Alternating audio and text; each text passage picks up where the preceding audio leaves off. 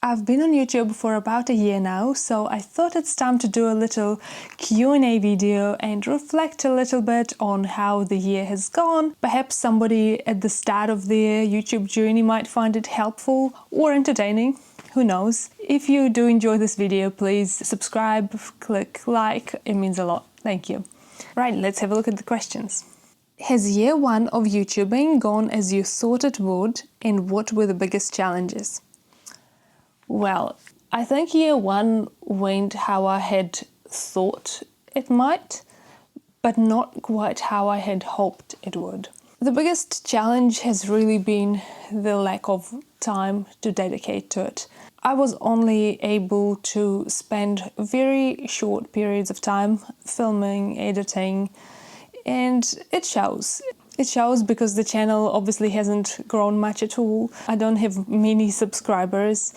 And it's not because the algorithm is doing something it's not supposed to. It's a reflection on how much time I was able to dedicate to this, I think. I anticipated that time shortage would be a problem, and it was. It was. Unfortunately, I have not been able to secure a time slot in my diary, a regular time slot that is long enough to truly dedicate to this. I know some people can create in all sorts of environments, but for me to be creative, I do need a chunk of uninterrupted time. You know, time when my tripod is not in anyone's way, and time when I don't feel I have to prioritize other things.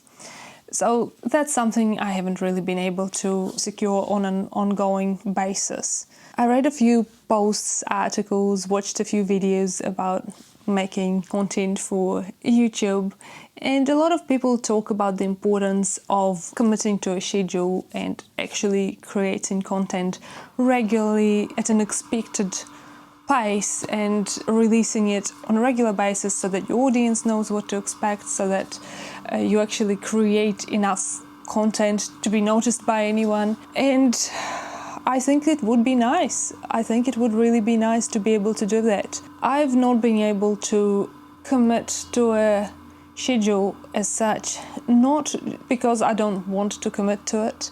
I consider myself quite an organized person, but there's only so much you can do with extremely limited time.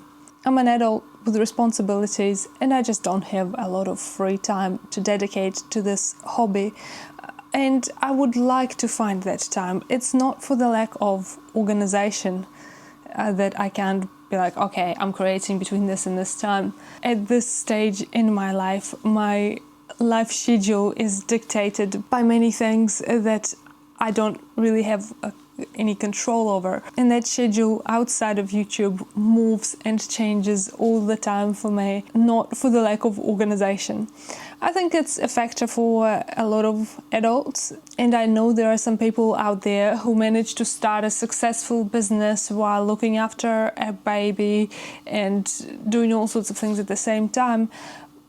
But really, it's not helpful comparing your life with other people, because we don't really know what people's lives are like outside of YouTube. Yeah, maybe they started a business with a baby, but do we know what kind of parent they are? Do we know what support systems and economic situation they've got? We don't really know those things necessarily, so just because somebody else can, it doesn't mean everyone can. I'm spending most of my time outside of YouTube on things that are super important to me, so I don't regret prioritizing things that I prioritize.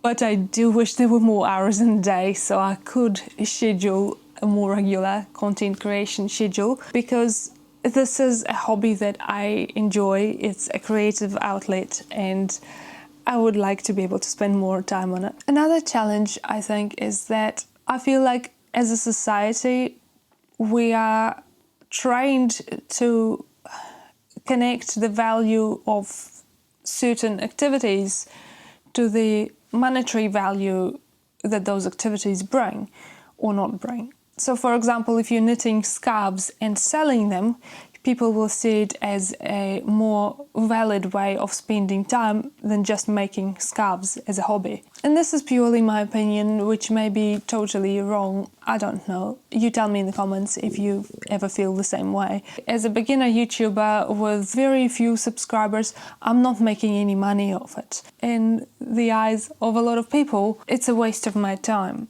which it's not for me because it's my hobby, it's a creative outlet. It's that whole creativity versus productivity debate. I wish that more people could see being creative as a goal in itself. Just because I don't get paid for it, it doesn't make it unimportant. Next question.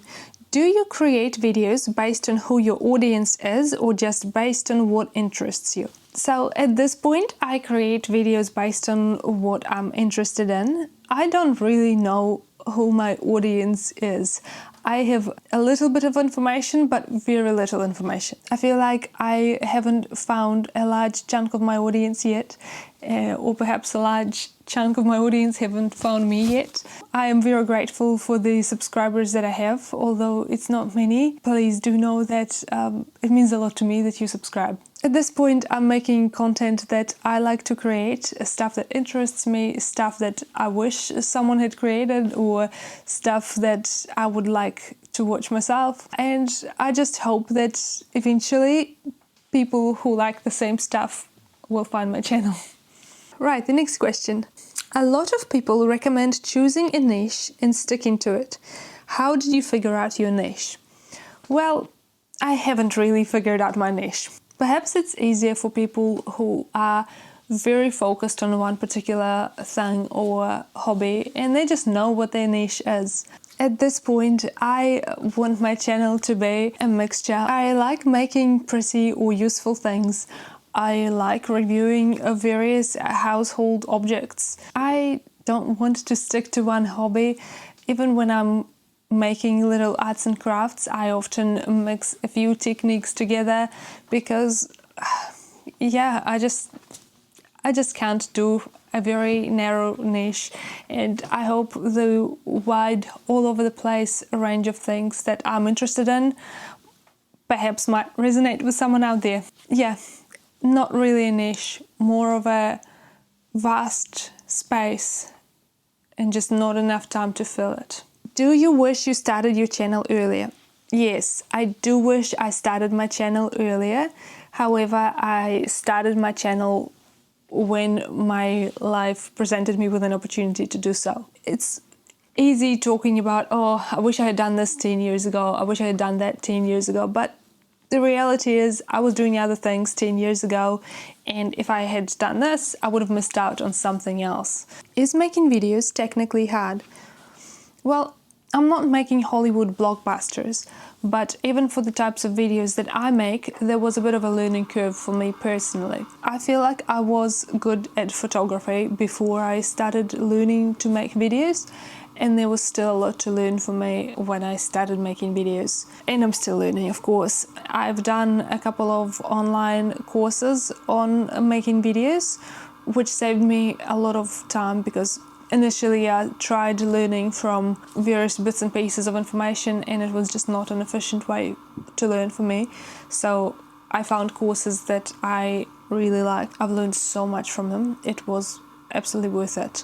I think a lot depends on how particular you are about what you want your videos to look and sound like. If you don't really care and you are happy with sort of whatever comes out of your phone when you film on your phone, then it's one level of effort. If you are after a particular look, it's a lot more work. I can't say that I'm 100% happy with the look that I'm achieving, but it's the best I can do with my current level of time, resources and skills. Also, if you care what you look like in the picture, so not just what the general picture looks like, but what your actual face looks like, that's a whole other skill to learn, I feel. Especially when you're filming yourself, like I am. I don't see myself here, like I'm looking at the camera right now, and I don't see myself in that camera, so it takes a lot of just trying to sort of set it up in a way that is not awful. Next question. Your channel has very few subscribers. Does that bother you when there are so many successful channels around? Yes and no. I am very grateful for every one of the subscribers that I have. And of course, I wish I had more subscribers. I would like to find my people and my people to find me. But my number of subscribers is reflective of the time that I was able to spend on this hobby. I am not upset with the algorithm. I am accepting that there are causes and consequences. Some of the causes I don't know, but some of the causes I do know. And the cause that I know is that I have not been able to spend enough time on this hobby to get my content to reach as many people as perhaps I would like. We probably all have heard that comparison is not the best thing for our happiness, and it's also not the most productive thing sometimes, so I try not to.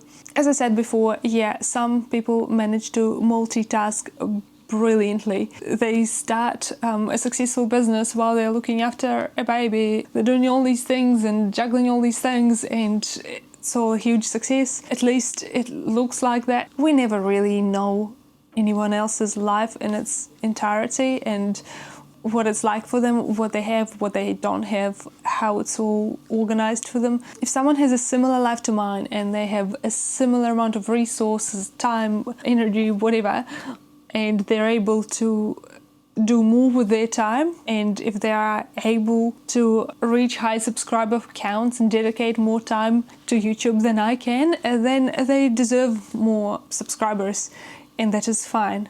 I think the important thing is that I'm creating what I like, and I hope that some of the stuff that I make reaches someone who also likes it. Alright, I hope this was either useful or entertaining. See you in the next video.